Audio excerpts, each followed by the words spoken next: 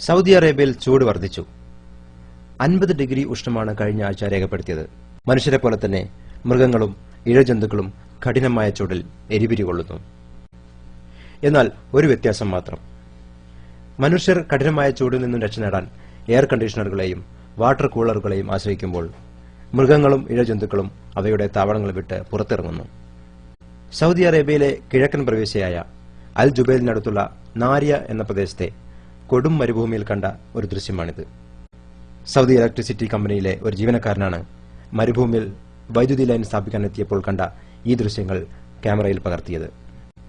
കൊടും ചൂടും കൊടും തണുപ്പും തീഷ്ണതയോടെ അനുഭവിക്കുന്ന മരുഭൂമിയിലെ പാമ്പുകൾ, തേൾ, എലി എന്നിവയ്ക്ക് അതുകൊണ്ടുതന്നെ വിഷവും വളരെ കൂടുതലാണ്.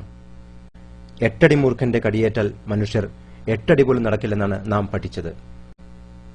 എന്നാൽ മരുഭൂമിയിലെ ഒരു സാധാരണ പാമ്പ് കടിച്ചാൽ 8 അടി പോയിട്ട് ഒരടി പോലും നടക്കാൻ സാധിക്കില്ലെന്നുള്ളതാണ് സത്യം.